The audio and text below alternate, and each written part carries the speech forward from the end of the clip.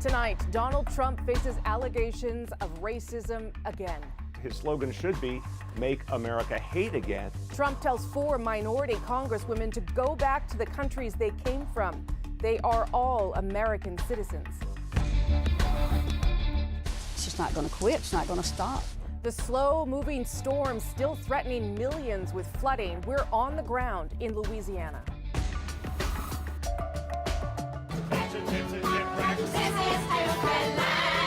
The lights on Broadway went out, but the show went on. We wanted to just kind of give them a little taste of our show. Making the best of a blackout later in our moment. This is The National.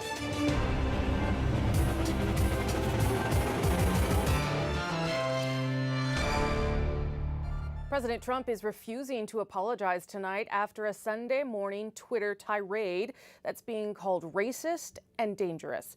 Trump's targets today are notable precisely because of who they are and what they stand for. 4 young female Democrats of color who bitterly oppose him on border control. Katie Simpson explains why they found themselves in Trump's crosshairs. This is the battle, and are they divided, and what does this mean going forward? Donald Trump's favorite TV morning show took a closer look at an internal battle within the Democratic Party. 4 rookie lawmakers, all women of color, all progressives, have riled senior Democrats for calling out racial bias within their own party. It's unknown if the president was watching today, but within less than half an hour, he tweeted his own take. So interesting to see progressive Democrat congresswomen who originally came from countries whose governments are a complete and total catastrophe, viciously telling the people of the United States how our government is to be run. Why don't they go back and help fix the totally broken and crime-infested places from which they came? I haven't seen the tweets, but what you just said to me are racist dog whistles. What you just said to me is vile. All 4 of the lawmakers are American. Alexandria Ocasio-Cortez was born in New York. Rashida Tlaib is from Michigan. Ayanna Pressley is from Illinois. Ilhan Omar is the only one not born in the U.S. She's a former Somali refugee who became an American citizen as a teenager. Hey everyone, it's Rashida. I want you to know that you belong, that this is our country. Democratic House Leader Nancy Pelosi called the tweets xenophobic. But this is not the first time Trump has been accused of racism. You look at both sides. I think there's blame on both sides. He defended neo-Nazis at a deadly rally in Charlottesville, Virginia. He introduced a travel ban based on religion and reportedly used the term shithole countries to describe Haiti and some African nations. Like the other incidents, though, what Trump said today didn't seem to upset his base. This tweet that you're just seeing now is clearly going to get, I think, a lot of discussion. Someone's feeling very comedic today. Trump remains unapologetic, though he's noticed the backlash, tweeting that it's sad so many people are standing up for Democrats that he says speak poorly of the country. Katie Simpson, CBC News, Washington. And all of this comes on a day when issues of American citizenship and status are actually front and center, even though today's planned major raids by U.S. immigration officers turned out to be smaller than expected. ICE, out! Stop the deportation! Protesters expressed anger over plans to enforce deportation orders against at least 2,000 migrants across the country. But despite previous announcements that ICE would mount a huge show of force, in fact, only a small handful of operations seems to have taken place, and really only in a few cities. New Orleans was ready and waiting for the biggest storm since Hurricane Katrina, but luckily Barry didn't deliver the blast that was expected there. We absolutely made it through the storm. Beyond lucky, we were spared. People along the city's famous Bourbon Street seem to take the heavy rainfall in stride. 70 kilometers away, though, the U.S. Coast Guard rescued 4 people stranded by rising waters. Other areas got nearly 40 centimeters of rain, swelling waterways, saturating the ground. And while Barry has been downgraded to a tropical depression, as Jacqueline Hansen tells us, that doesn't make it any easier for the people in its path.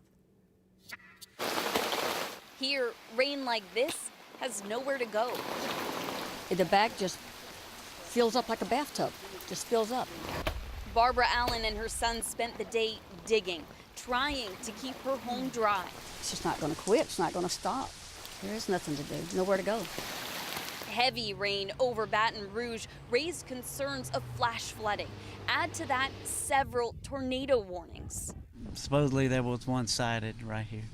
But Eric Norman is most concerned about the bayou behind his house. It overflowed in 2016 and flooded his home. He's worried it could happen again. Kind of nervous. I got a handicapped daughter, and I just got to make sure when to get her out. Barry's bands of rain have been slow and unpredictable. Water levels in most areas are receding, including on the north shore of Lake Pontchartrain, where strong winds yesterday pushed water up from the lake and flooded streets. Right now, I think it's going to be a long time until the water actually, leaves our property. The flooding comes with the territory, but Gregory Reardon believes a seawall erected after Hurricane Katrina to protect the area is making it worse. The water is really not flowing out the way it used to. But in New Orleans, the test of upgraded flood protection systems never happened. Everything was in place, the floods just didn't come. Around New Orleans, but not in the center. Getting hurricane prepared, but nothing really happened. The streets of New Orleans are coming back to life, and while the city was spared this time, it is still just the beginning of hurricane season, so locals here know they need to be ready for more. Jacqueline Hansen, CBC News, New Orleans. Now to a CBC News exclusive centered on Winnipeg's National Microbiology Lab. It's Canada's only Level 4 laboratory where experts work on a host of deadly and dangerous diseases.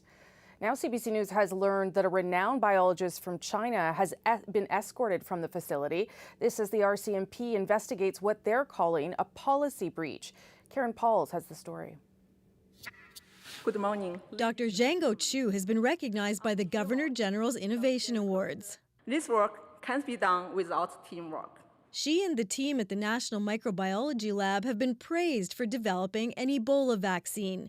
But just over a week ago, Chu, her husband, and her students from China were evicted from Canada's only Level 4 lab, their security access revoked. Staff at the lab was told last Monday the couple is on leave and not to communicate with them.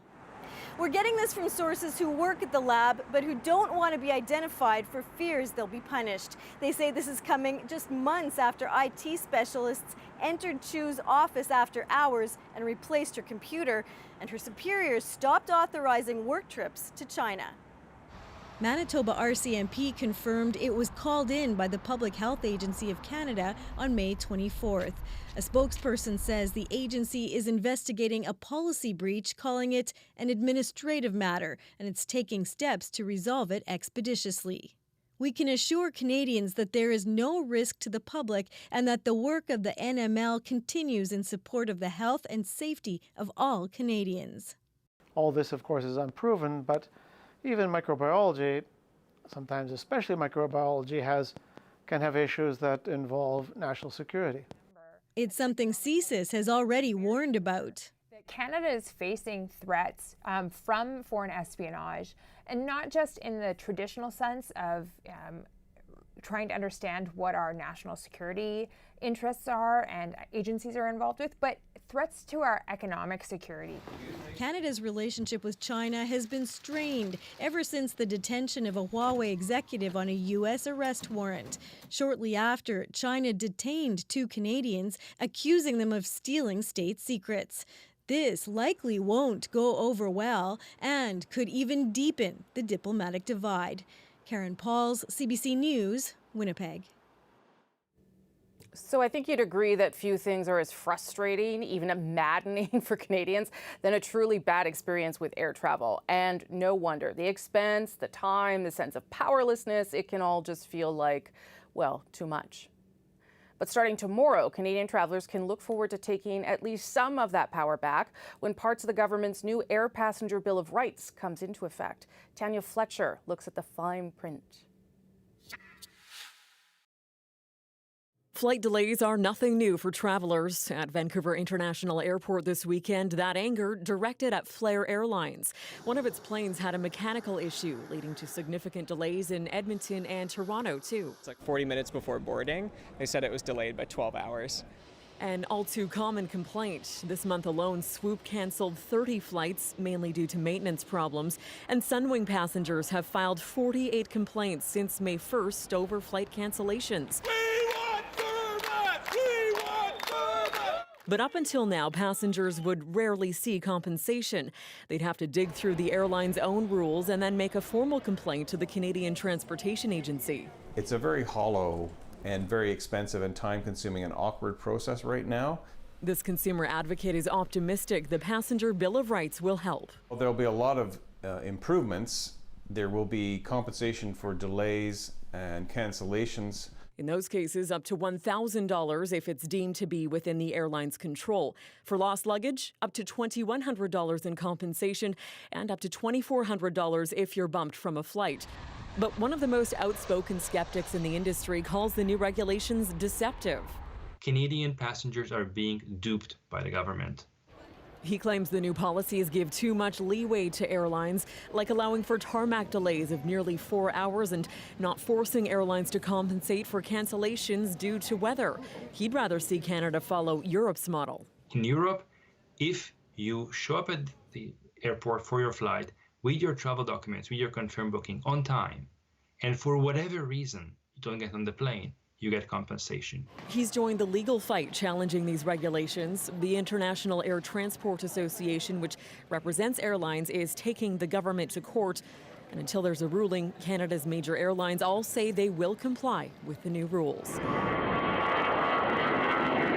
Tanya Fletcher, CBC News, Vancouver. Here are some of the other stories we are watching here at the National. A major search in Ontario's Algonquin Park has found no sign of two missing 16-year-old girls. They're both from Kitchener, Ontario, and were last seen Thursday on a trail. Police say they're both experienced campers. They do have some gear with them, but no cell phones.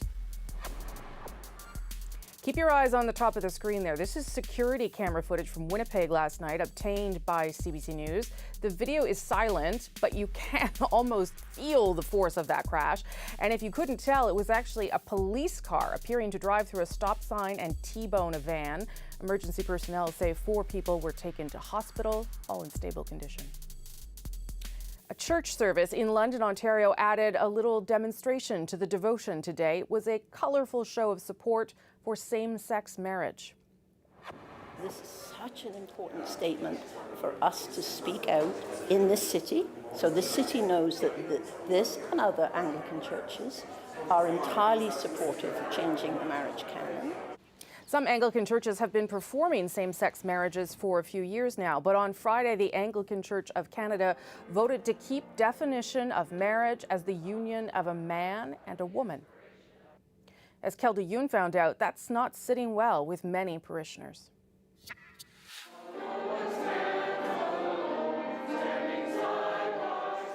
The pews were filled with more color than usual inside St. Aidan's Anglican Church, the congregation heeding their reverend's call to put on their rainbow best. Today was our opportunity to let the LGBTQ2S plus community know that we stand in solidarity with them. This tutu my daughter made this last year to walk in the Pride Parade. The colors also an act of defiance against the Anglican Church of Canada's decision not to recognize gay marriage.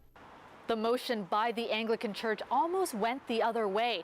Church members overwhelmingly voted in favor of same-sex marriage, but the bishops narrowly defeated it.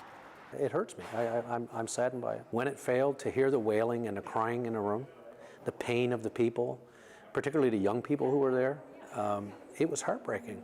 Oh, I was angry. I was disappointed. And I have 8 grandchildren. They want to be married in the church. And they're told, yes, but not you. For Mark and Greg Smith, who have been together almost 13 years, the vote hurt, but they have found comfort in their church community. We received a lot of phone calls, emails, Facebook messages, text messages and that really envelops us. But they also know for some, that's not enough. I'm sad that if people feel they now have to walk away. We've already heard of people who say, that's it, I'm done. The Anglican Church's General Assembly wraps up on Tuesday. Reverend George hopes there's still a chance the decision can be reversed. If not, the decision will stand until at least the next General Assembly 3 years from now. Kelda Yoon, CBC News, London. In central Quebec today, police pulled a body from Lac des Sables 1 day after a swimmer in his 20s went missing. So far this year, 29 people have died in the province's lakes, rivers, and even a pool. Today, people from Montreal's Black community gathered to remember when 12 children were lost in one devastating incident. It happened 65 years ago, but as Simon Nekonechny found out, it could still spur a push for safety today. For Dahlia Walton, the years have not erased the pain of losing her twin sister so young. It was only when I saw her in the casket that I knew. I said to her, wake up, it's time to come home. They were only 8 when she watched Doreen get on a motorboat packed with 15 other kids. What I saw was the boat go out and people on the boat panicked and the boat turned over and a lot of people didn't come back. It's too painful. Today, a community gathered to share their grief and remember how it all happened.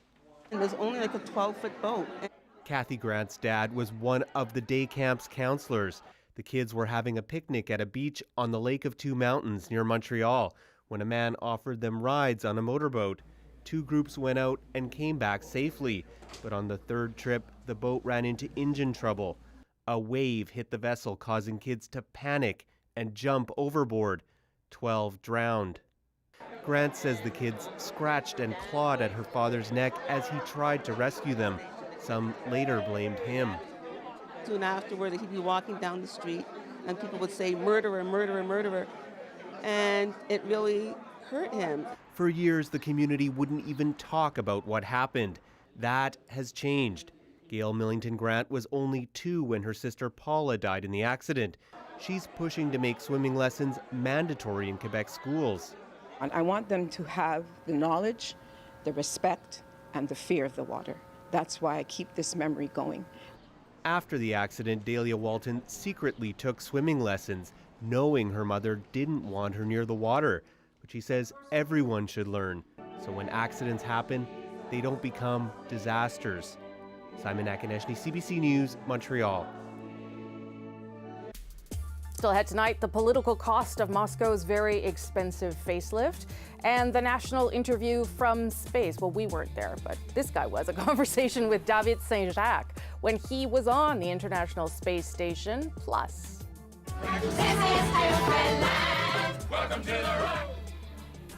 what else would Broadway do when the lights go out? Do I even have to say it? The show, of course, must go on. But first, an epic struggle between 2 of tennis world's greatest players at Wimbledon today.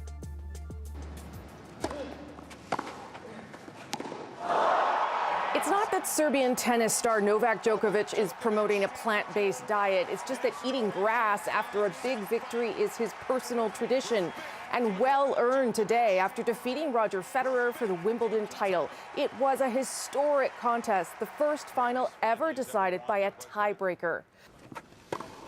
The new rule was only introduced this year to keep championship matches from dragging on, though the 2 men did battle for almost 5 hours, the longest Wimbledon singles final in history. So not sure it totally worked. But anyway, Federer held 2 match points when serving at 8-7 in the 5th set, but Djokovic saved them both. Then he broke Federer's serve and went on to win in the 5th set tiebreaker at 12-all when Federer hit the ball high and out. Congrats, Novak, but maybe have something a little more substantial for your victory dinner.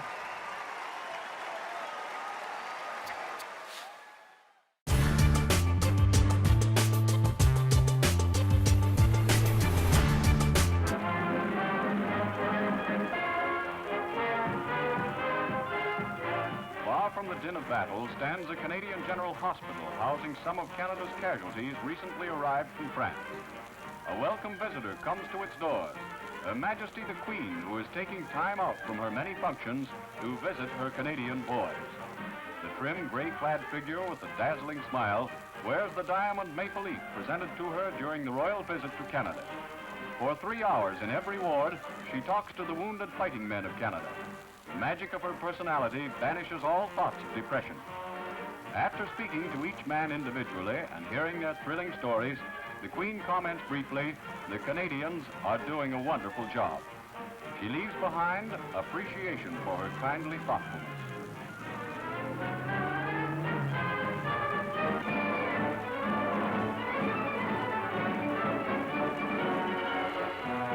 To dockyards across the Dominion, Canadian girls flock to answer the call of the United Nations for ships and more ships.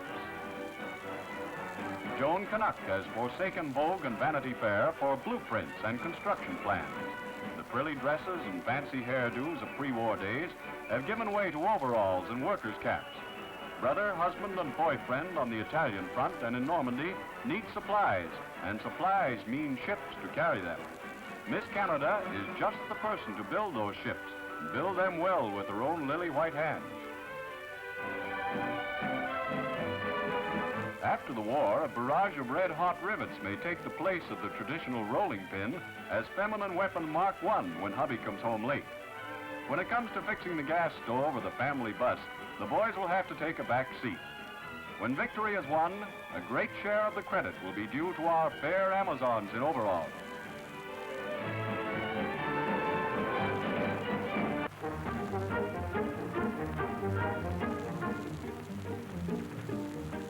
The convoy at sea represents the lifeline of our forces in the field. To maintain one fighting man in action, it requires 19 other men behind the scenes. Most of these are found handling the gigantic project of keeping the Army supplied with weapons, ammunition, and food, and the Air Force with planes and petrol.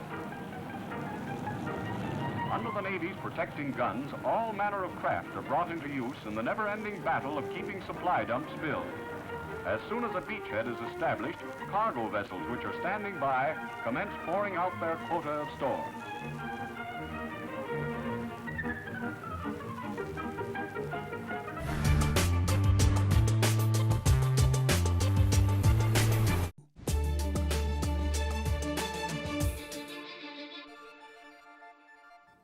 Fort Temiskaming has long been a National Historic Site, and now it's making history again. For the first time, a First Nation has essentially been made the co-owner and co-manager of one of these sites. It's happening in northwestern Quebec, about 450 kilometers from Ottawa. As Olivia Stefanovich tells us, it could be a model for other parks rich with Indigenous history. It's very sacred, especially in these trees here. You could just feel the goodness. History dances on in these ancient woods, where the Algonquin are buried and remembered. They sang songs on these grounds, and their home became a place of sharing as newcomers ventured deeper into their lands. Well, the voyageurs, they had very long days, so they used to sing to give themselves courage. C'est dans le mois de mai. For centuries, the Algonquin and the European fur traders met right here, a perfect spot. 21 days to Montreal and the markets, 25 days to Hudson's Bay and the trading posts. Back then, this was a key meeting point for both communities. And now, hundreds of years later, they're coming together again. The Canadian government is really focused on, its commitment to the reconciliation. So Parks Canada was really open to work with the community. The site the Algonquin call a Bajuan, meaning the strait where the current flows, is now being added to the National Historic Site's official name, as it's reimagined to include more of an Indigenous perspective. After more than 20 years of negotiations, the federal government has transferred half of Parks Canada's ownership to a trust for Temiskaming First Nation, giving the community equal say on how the museum, tours, and burial sites are treated. And I really believe that our community has set the groundwork for other First Nations across Canada to engage in these kinds of negotiations and to come to this point where National Historic Sites are celebrating the First Nations presence as well as the European settlers that came. A lesson in patience and persistence that eventually convinced Ottawa into a compromise so future generations can learn about the Algonquin culture. I know who I am. I am a descendant of a strong, proud, hard-working people. I know who I am. I am Anishinaabe. I am Algonquin. And so the newfound connection with the sacred land can be passed on. Olivia Stefanovic, CBC News, near Ville-Marie, Quebec. This week marks 50 years since man first stepped foot on the moon. Up next, we thought we'd revisit a conversation with David Saint-Jacques back when he was on the International Space Station. What is it that excites you most about the future of space? You know, it's a good question. That was a good question. The Sunday interview with a Canadian astronaut in space. That's right after the break.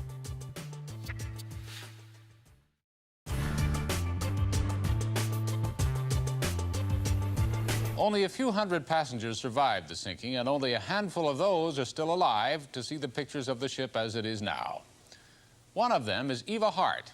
This was Eva with her parents just 3 weeks before they boarded the Titanic. They were on their way to a new home in Winnipeg. They never made it. But Eva survived and still carries vivid memories of that night. We reached Eva Hart at her home in Chadwell Heath near London. Miss Hart, what was your reaction? What went through your mind when you found out that the Titanic had been found? Oh, well, of course, my immediate reaction was that I, just as it always has been, that I hope they would never raise the Titanic. Because to me, just as a very ordinary individual, it is my father's grave, and I would rather it were left untouched. But today's wonderful news of this tremendously scientific effort makes me realize that if that sort of skill can possibly in future do marvelous things for these matters, well then of course I accept that it probably will be done. Your memories of that night must be very clear. They are indeed. Can you tell us something about what happened? Well, you know quite well what happened. The ship struck an iceberg, and I, like all 7-year-old children, of course, was in bed and asleep. But my mother wakened me, and my father went with my mother, and took me and placed me in a lifeboat, and my mother, and made no attempt to get in himself. But I really do owe the good fortune of my living to the fact that my mother had a tremendous premonition of disaster from the first time that she knew she was going in the Titanic. Really? And she said that to say that a ship was unsinkable, which is what the whole world was saying, to say that was flying in the face of God. And she begged of my father not to go. But when we finally went, she said, well, I shall not go to bed at night in that ship. I shall sit up at night and I shall sleep in the daytime. And that's exactly what she did. That's remarkable. So because she was wide awake, we got on deck in plenty of time to get into one of the all too few lifeboats. So I feel I owe my life to that premonition. But your father did not get in the lifeboat. Why was that? Why? Well, you know the rule of the sea, don't you? Women and children first. No man is going to take the place of a woman or child. And by the time the women and children were in that lifeboat, it was full. Absolutely. What happened then? Well, we rowed away from the ship as fast as we possibly could, of course. And then it was discovered that the boat that I was in was very much overcrowded. And so the boats were all called together, and people would put one in another boat and two in another boat if there was room. And in that transshipment, I got separated from my mother, which was quite terrifying. You were separated from your mother? I met her the next day, of course, aboard the Carpathia. She thought that I'd been dropped in the sea when I was put over the side of the boat. And I was too terrified to know what had happened. I didn't even think about it. All I knew was that she wasn't there, which was quite terrifying.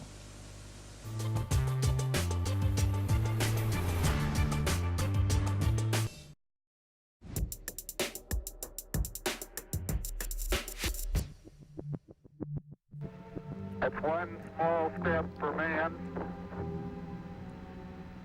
one giant leap for mankind.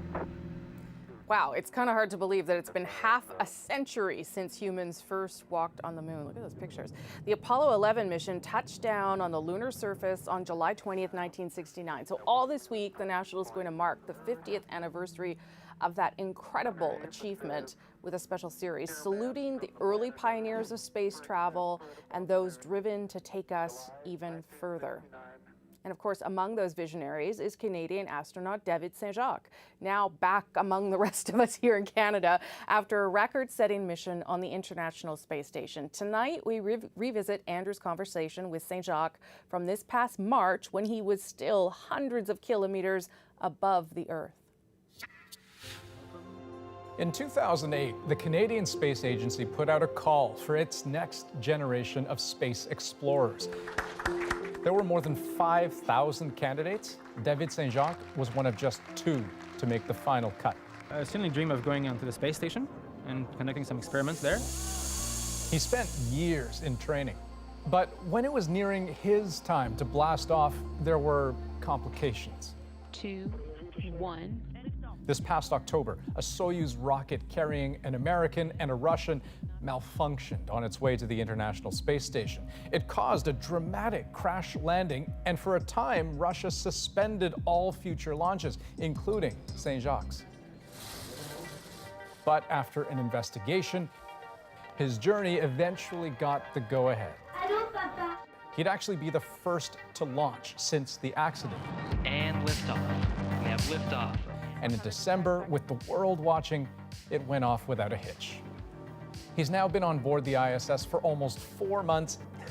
Hello, Andrew. I have you loud and clear. We connected via mission control in Houston to check in on his journey. So, first of all, David, thanks so much for making the time to chat with us. This is very exciting. Can I start by asking you how you've adjusted? You know, I mean, to the work and to the routine, but also just something as simple as getting around. You know, it doesn't come doesn't come quickly. It, in my case, took several weeks. But yes, I did eventually adjust physically, completely.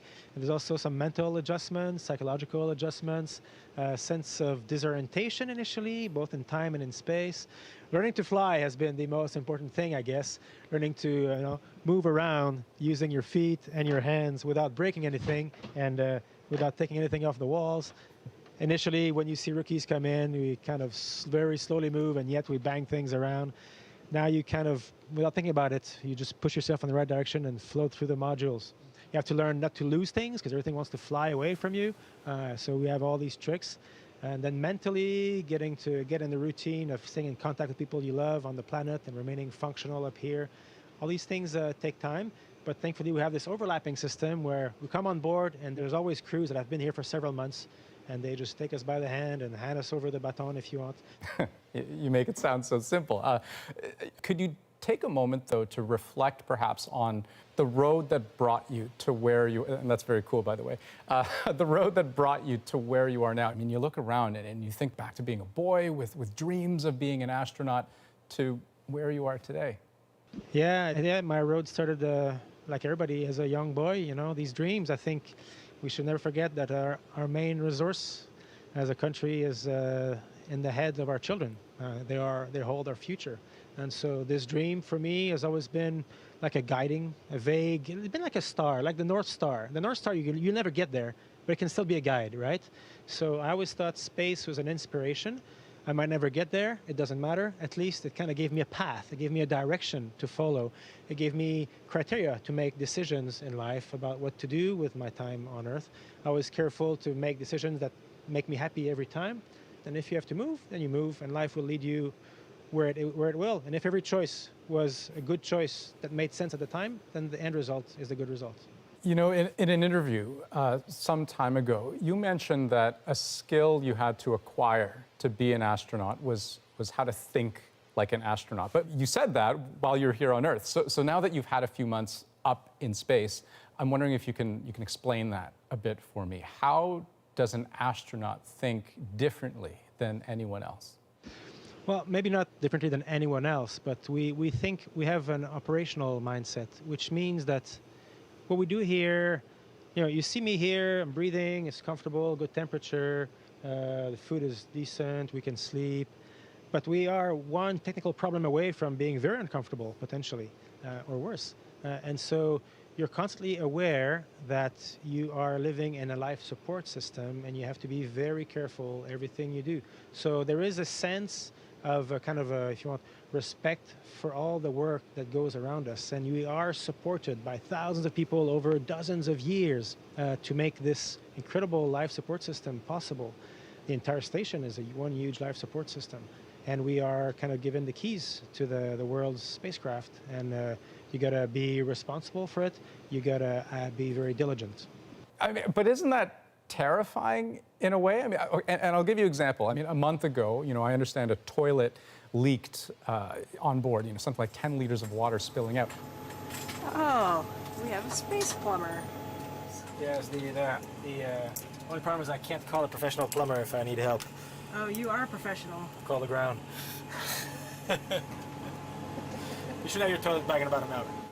Here on Earth, we call that a bad afternoon, but to your point, on board the ISS, that's a potentially catastrophic problem. I mean, do you often think about just how fragile, the delicate nature of your mission?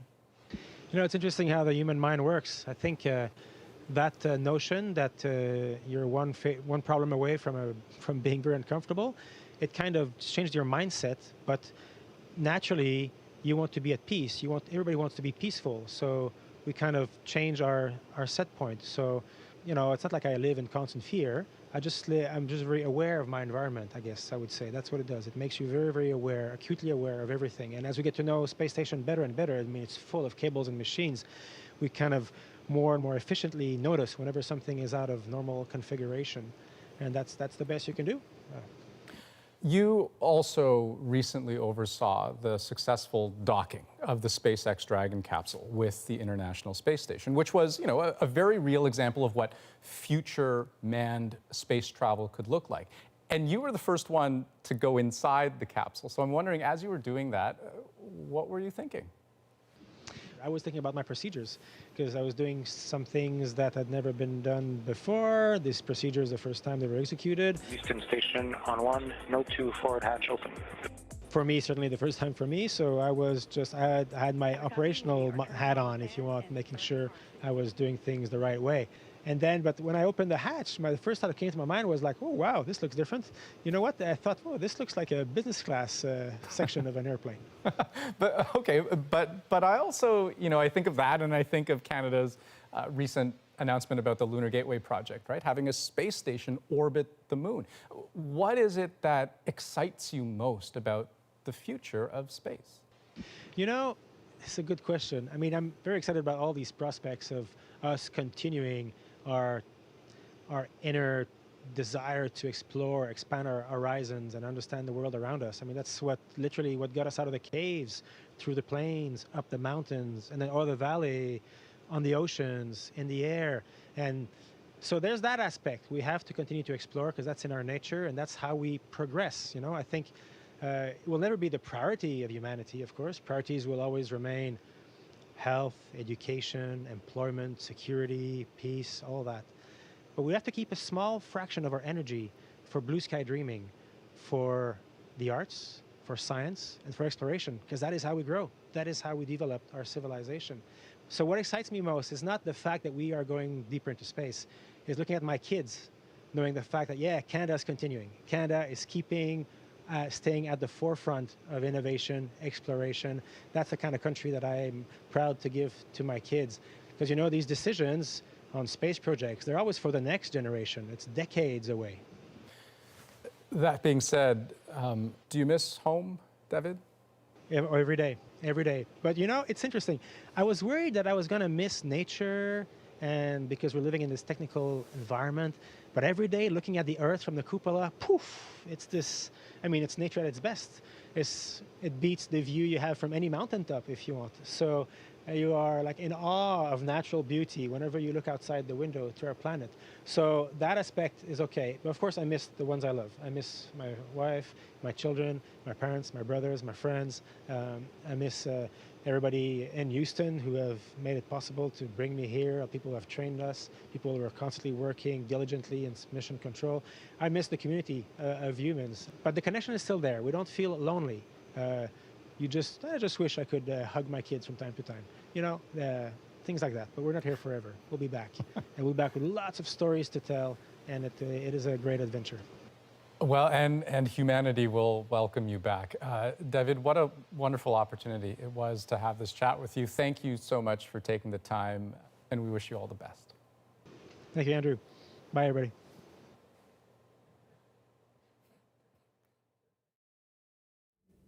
Now he's probably just like sitting on his couch watching the National. Tomorrow night on the National, we'll look at how far space exploration has come over the last 50 years. When could we return to the moon? And will Canada play a crucial role? Here's a preview.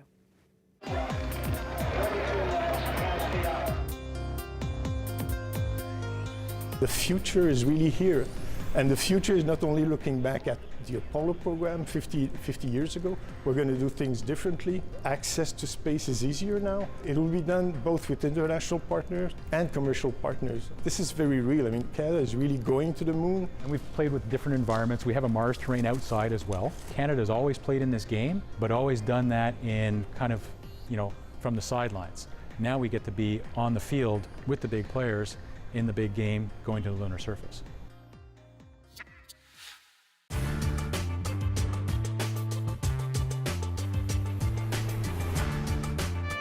The summer of 1959 saw the completion of what could only be described as a mission. For those who were there, the names of Hill 70, Ypres, and Passchendaele recall memories of the bloody and bitter struggles of World War I. One man's memories held one nagging piece of unfinished business. During the Third Battle of Ypres, Guilford Tiny Seymour had come into possession of 2-gallon jugs of the finest Army-issue rum. When his outfit, the 7th Battalion of the Canadian Expeditionary Forces, moved out for battle, the jugs were too big to drink and too big to carry. Tiny hurried them away, buried them, and decided to come back when things had settled down. It was 43 years later when he had the chance to do so, and he did.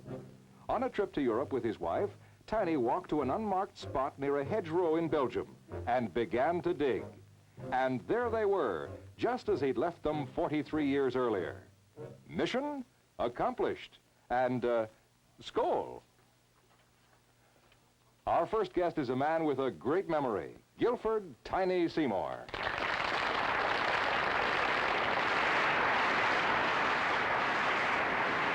Tiny, anybody who comes from the Maritimes will have heard of burying the jug out in the garden, and I've even heard of people not being able to find it in their own backyard. How did you get to this particular unmarked spot? Well, I dreamt about it for over 40 years and talked about it, and this hedge, we went down to on the morning of the day of the 2nd of June, 16. We dug in behind a hedge, and the hedge crossed the Menin Road. And our trench crossed the Menin Road, and that left me just in a corner.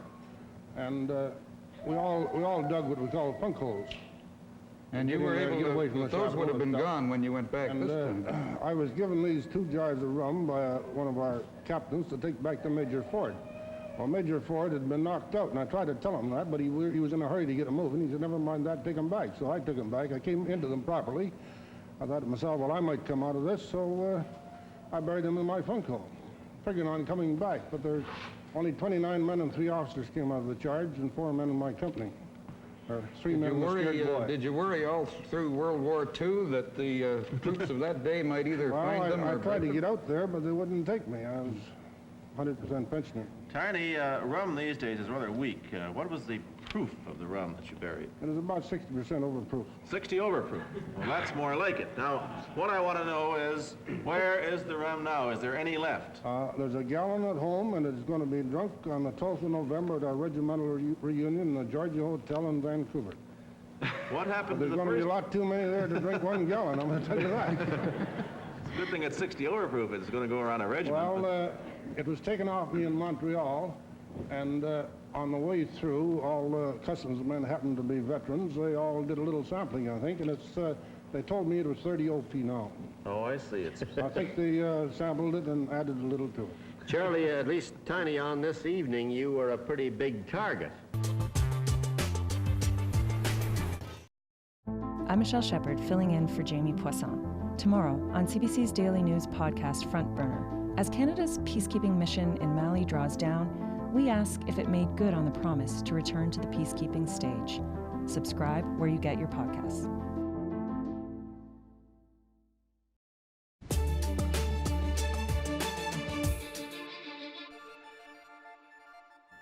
Moscow is a city with a storied past, but recently the Russian capital has been experiencing a shift, especially when it comes to public spaces. Call it urbanism on overdrive. But creating a more livable city comes with a political price, and tonight we revisit that in Chris Brown's Dispatch from Moscow.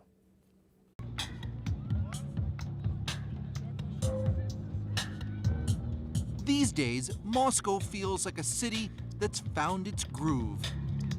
It's loaded with new energy.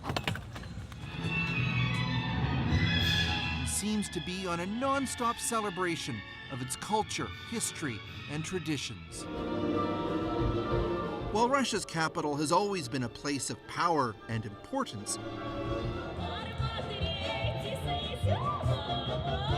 until recently, wasn't that nice a place to live?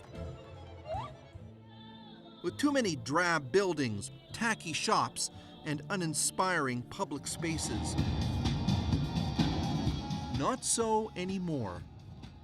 Moscow turned 871 years old this year, and at this extravagant street party, we found lots of people thrilled with what their capital has become. Each year it's better because a lot of new streets, new parks. I think it's Moscow each year better. Yes. Очень красивый стал город. Ну, раньше он, конечно, не такой был, но сейчас просто прелесть. Прелесть. What's happening in Moscow has to rate as one of the most ambitious urban transformation projects ever attempted anywhere. But behind the new building facades and rebuilt roads and new amenities, there's also a shrewd political calculation about maintaining support for President Vladimir Putin. After all, Muscovites have been known to take to the streets when living standards drop. That happened most recently 6 years ago. Putin's administration has learned it's important to keep people in the capital happy. Спасибо. Спасибо большое. And Moscow's silver-haired mayor, Sergei Sobyanin, Putin's former chief of staff, is getting much of the credit for doing that, at least from Kremlin-controlled state TV.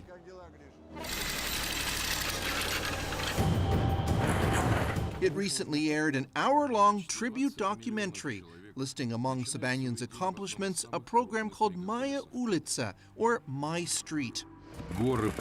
In just 3 years, 300 Moscow streets were narrowed and the sidewalks widened. 12,000 buildings received facelifts. Thousands of kilometers of ugly overhead wires were buried under those crisp, clean new sidewalks that are also punctuated with more than 500,000 new street lamps. The joke here is that dug-up sidewalks have become so ubiquitous, the sidewalk paving stone, or plitka, is the new symbol of Moscow. The city has become a showcase for urban renewal, and young architects from across Russia are coming to learn what might work for their communities. And to get tips from top international architects, including Canadian Michael Geller. If there were Canadians watching this presentation, they would be very surprised, because they do not appreciate that you have so many beautiful, lively streets Geller has flown in from Vancouver. One day you will all come to Vancouver. At the invitation of the Strelka Design Institute, its consultants have led many of the new projects. Geller is sharing how Vancouver has improved by creating density in quality public spaces. But after 7 visits to Moscow, he seems to be taking as many ideas back home with him as he's giving. Each time I come here, I go back to Vancouver and say, you know, there's lessons we could learn from Moscow. And one of them would be what? To pedestrianize our downtown. We talk about pedestrians being important, but the quality of our sidewalks isn't as good as this. We don't have streets like this. A decade ago, Moscow had just 1 pedestrian street. Now there are a dozen. This is a downtown area called Kuznetsky Most. Street cafes are everywhere. Push scooters and electric ones have replaced vehicles. And when you do need a car, Geller says ride sharing is ubiquitous. I use Uber to get around. If anybody in the BC government is watching this, Chris, please encourage them to bring in Uber. The cost of this transformation is unlike anything ever attempted in any city in Europe or North America. $3 billion US to be spent by 2020 just on Moscow. To put that in perspective, that's 1/3 of Russia's entire municipal budget directed at the capital. Only in a country where power is so centralized in the Kremlin could that ever happen. And those costs don't include this centerpiece, Zaryadre Park. An oasis of nature and culture, it's just a stone's throw from Red Square. And at $250 million, it's likely the most expensive park built anywhere. You can't purely celebrate places like this without trying to probe into the politics and the economics of how they work. British anthropologist Michael Morawski has spent a year studying why Vladimir Putin's regime has invested so heavily to transform Russia's capital. With this single gesture of Putin's, the golden land next to the Kremlin was given back to the city and its inhabitants. So it's this extremely kind of grandiose gesture of gifting which ties the park inherently to politics. The park's defining architectural feature is a platform that sticks out halfway into the Moscow River, offering spectacular views of the city's famous landmarks.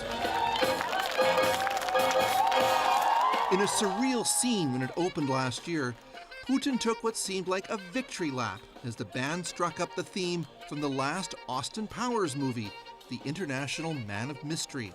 It's hard to know what the Kremlin was getting at with that, but many here now refer to this place as Putin's paradise. It's designed to create support for the regime, and this is very much the message here that you know, you have received this park, you ought to be grateful. Authoritarian regimes have long used beautifying cities as a way to glorify leaders.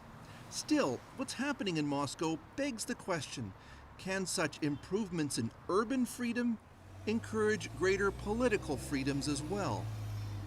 It's much too early to say whether Zaryadye and Maya Ulica creates a kind of democracy and freedom through architecture. The only things we have to go in so far is that people take many more selfies than they used to in this part of Moscow and on the Garden Ring, and that people voted for Putin in much larger numbers than they did previously. Moscow's renaissance is impressive, yet in other ways superficial.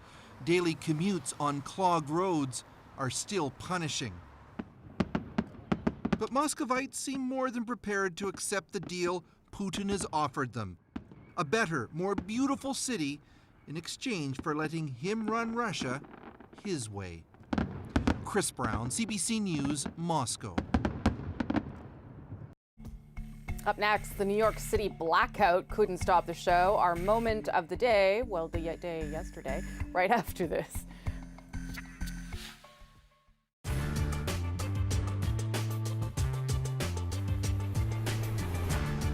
We're going out for dinner undercover. Recording. Heading into some of your favorite chains to see what servers will dish out about where your money's really going. Right. Who's right? Workers' right. Our story begins with the rage over minimum wage. The fight being heard across Canada. Since Ontario raised the minimum wage, some companies are cutting paid breaks and reducing benefits. I'm here today because of the gross treatment that these workers are getting in the wake of a long overdue wage increase. Now dozens of servers are telling us about another tactic called the tip out. I'll get the jerk chicken, please. You know, most restaurants have a tip-out policy, a common practice where servers share not a portion of their tips, but a percentage of everything they sell. But as the minimum wage has been hiked, some employers are hiking the tip-out too, taking money from the servers and giving it to the other staff. It's really not fair. Grace Ford works at a family dining chain in Alberta. Walk me through this. You make minimum wage. Yes, I do. It's $13.60 right now. What do people in the kitchen make? From what I know, there's $15 an hour to $32 an hour. So why do you have to give some of your money to them if they're making more of an hourly wage than you are? They want to make more money as we begin to make more money. But since, times are hard and my boss cannot afford to pay them more money, he's going to take more money out of my total sales in food for the day instead of giving them a higher wage. That sounds to me like you're subsidizing your employer. Yeah, it does feel like it. Grace forks over 4% of all the food she sells, but that's about to increase to 5%. Just in the past week, how much have you tipped out? I've tipped out $413.62. So even if she doesn't get tipped, she's still on the hook to pay that percentage to the restaurant. I am a little frustrated. There's days where I work 12 hours and I still, I give out $80 that I've worked all day for. Money Grace is saving to go to nursing school. Hard-earned money that I have sweat and almost cried over through the past week working for that just kind of disappears into thin air. She's not alone, but she's one of the few people willing to go public. So, to find out how widespread this is, we're checking out some popular chains. First up, a Kelsey's location in Ontario. We're protecting the identity of the servers who could lose their jobs for speaking up. We tip out 3% on our total sales. Did you go up in percentage because of the minimum wage increase? It used to be 2%. I wouldn't think that 1% makes a difference, but it does. Same story at Sunset Grill. We usually tip out 5% of the sales now instead of 4%. And when we head into Moxie's, I'll tip out around 4.75% of what I've sold. Has it gone up since the minimum wage increase? It will be. It will be in the next month. I believe it's going up to 5.75. So it's 4.75% of all sales, not tips? No, all sales. It's like a Wild West out there. Dina Ladd has been fighting for workers' rights for over 2 decades. No restaurant owner should be using tips to compensate for the minimum wage. She says the tip-out tactic is unfair. If they are trying to recoup that money to pay other people or to cover other costs, then that needs to get challenged, and we need to make sure that people know about it. Because it's happening almost everywhere we visit. At Eastside Mario's, It used to be 2.5%, it just recently went up to 3.5%. And at the Keg, We actually just changed it so it was 4, now it's 5%. And why is that? Because of the minimum wage? Yes.